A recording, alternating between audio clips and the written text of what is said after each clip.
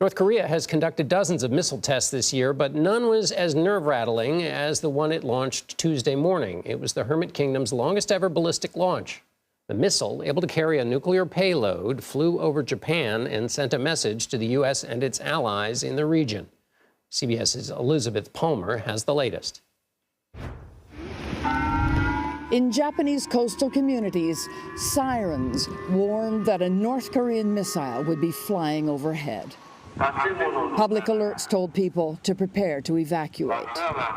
Japanese military tracking systems had picked up the launch near the Chinese border and followed the missile for 22 minutes as it flew a record distance of roughly 2,800 miles and crashed into the sea. It's the latest in a bumper year of 39 missiles launched from North Korea. Analysts believe today's was the huge Hwasong-12 on view in a military parade in April. Its use now marks real escalation. It's the first missile to be aimed over Japanese territory since 2017. In Tokyo and in Washington, the launch was described as reckless and condemned. The launch was a danger to the Japanese people, destabilizing to the region, and a clear violation of the United Nations Security Council resolutions. Within hours came the response. South Korean and U.S. warplanes were in the air just off the Korean peninsula for some precision bombing, meant as a deterrent to Pyongyang. Instead, we could be on the verge of a major escalation. Satellite photos show North Korea appears to be preparing for a nuclear test. John? Elizabeth Palmer, thank you. Jim Walsh joins me now. He's a senior research associate with MIT's Security Studies program. Jim, I want to rush to the end question, but let me get a little context from you first. First, before we talk about the missile that flew over Japan, put North Korea's behavior over the last many months in some kind of context here. Good. Well, John, I'll put it in a broader context. When you think about Kim Jong-un and compare him with his father or his grandfather, no Korean leader has tested as many ballistic missiles or the variety of missiles, solid-fueled, liquid-fueled, launched at sea, launched from ground, launched mobily, than Kim Jong-un. And the only thing that seems to lead to a period where he doesn't test, or even that of his predecessors, his family members, is either a diplomatic agreement that freezes tests or COVID. Since 2019, he had sort of slowed down. They were in shutdown mode, closed their own border. And then as COVID has started to wane, so has their reluctance to test. And we saw as many as, 5 tests, ballistic missile tests in the last 10 days. So it's picking up, and that's why people are suspecting something bigger in the future. So is this, we're back on the block after COVID? Is it a sign of that? And therefore, as you say, something bigger is coming? Or is there any provocation that might have launched this other than kind of chest thumping? Well, it's hard to know. I mean, we did have a situation in which South Korea and the U.S. recently did engage in a fairly major exercise. We had the vice president visit the DMZ, et cetera, et cetera. I mean, it's hard to know for sure, obviously, the intentions and the calculations. Sometimes these tests have multiple intentions. It's to show, it's to increase bargaining pressure. Sometimes it's just to improve the quality of their arsenal. I think a lot of it has been that.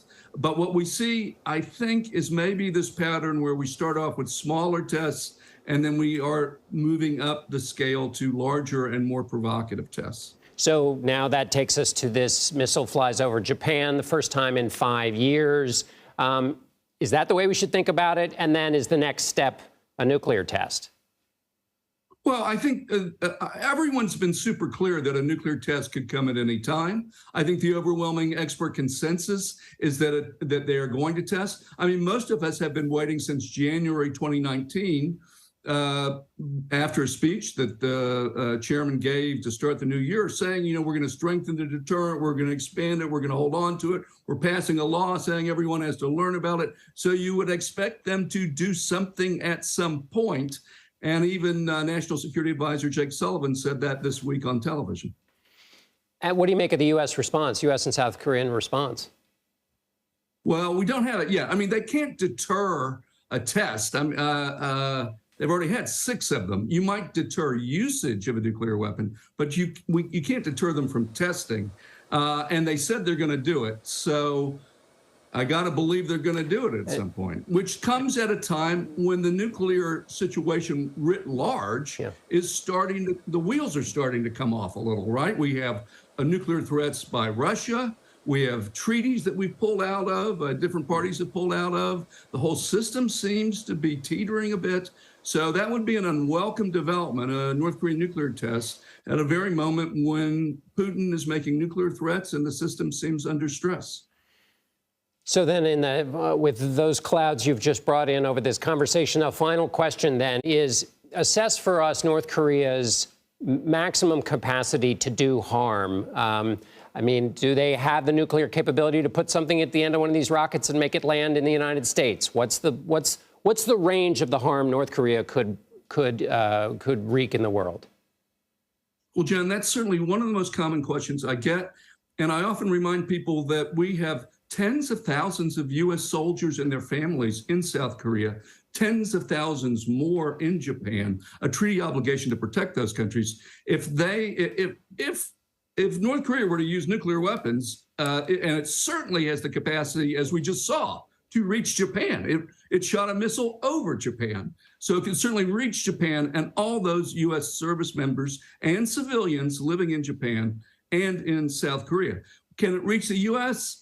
It's hard to say. They've been sort of beavering away at it. I don't think all the necessary components, particularly related to reentry from space, are necessarily, tied down here, but it doesn't matter. I mean, they have a capacity to destroy a country. That's what it means to have a nuclear weapon.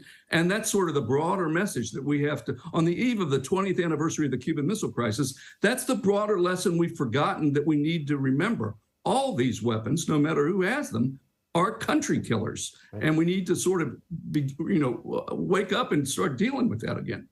Well, you've set the wake-up alarm for us here tonight, Jim, so we appreciate that, and I'm certain we're going to be talking to you again. Jim Walsh in Cambridge, thank you. Thank you, John.